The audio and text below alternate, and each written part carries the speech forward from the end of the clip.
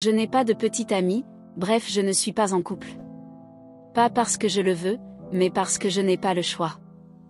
Je suis obligée de rester ainsi jusqu'à ce que je comprenne ce qu'il y a dans mon vagin qui dévore le sexe des hommes avec lesquels j'ai des rapports intimes. Je ne comprenais rien.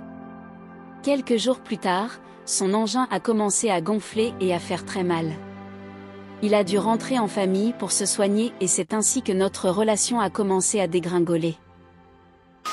Bienvenue sur Gouman TV, ici on parle de déception amoureuse et des histoires de couple. Si tu es nouveau sur la chaîne, je t'invite à t'abonner et surtout d'activer la cloche de notification pour ne manquer aucune des prochaines publications. On publie 2 histoires par semaine le lundi et le jeudi, ici même sur YouTube à partir de 20h et on a également une session en direct sur TikTok tous les samedis à partir de 20h où les gens viennent raconter leurs histoires en direct.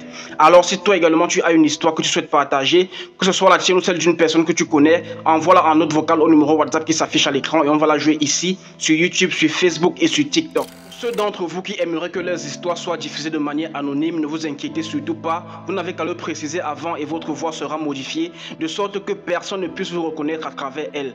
Et de grâce les amis, laissez toujours un commentaire à la fin de l'histoire, car ça permet d'encourager les narrateurs, de référencer la chaîne et de faire grandir la communauté. Alors sans plus tarder, on va écouter l'histoire d'aujourd'hui.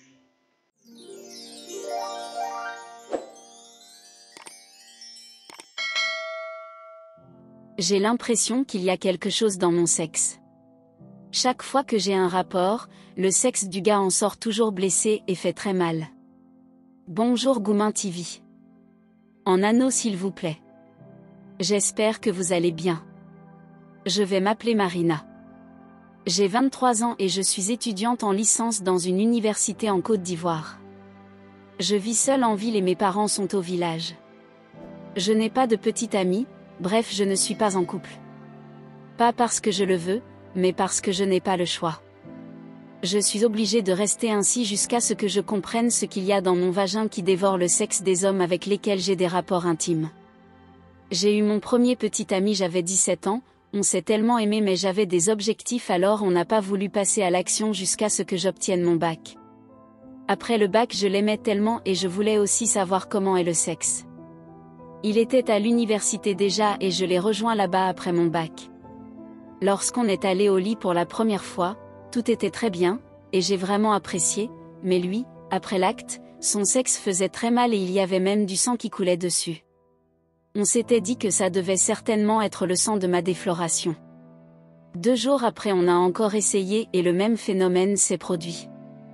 Il a lavé son engin et il y avait 2 cicatrices dessus comme des crocs de serpent. Je ne comprenais rien.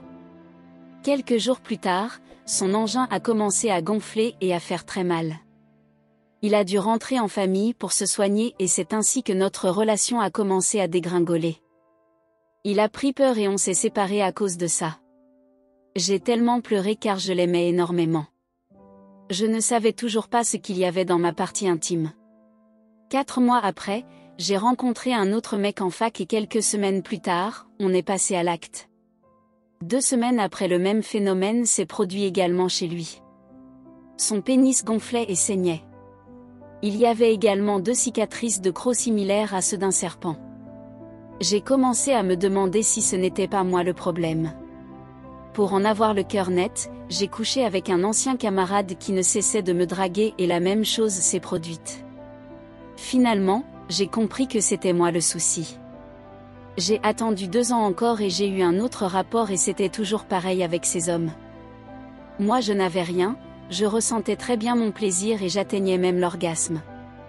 Mais les hommes avec qui je couchais, finissaient toujours dans un sale état et me fuyaient toujours. Il y a 2 mois, un ex m'a écrit pour m'insulter en me faisant comprendre qu'ils sont allés chez un voyant et on a dit que ça vient de moi, que je suis puissante et protégée. Moi je ne connais rien de tout ça. Je suis une fille normale qui a grandi comme tout le monde. Je ne me suis même jamais intéressée à la tradition et je ne fréquente pas les marabouts. Comment c'est possible? La semaine dernière j'ai encore eu tellement envie et j'ai couché avec un autre. Actuellement il est au village pour se traiter car la même chose s'est produite. Comment faire? Qu'est-ce que j'ai en moi? Aidez-moi avec des conseils. J'ai peur de dire à mes parents car ils savent que je suis toujours vierge.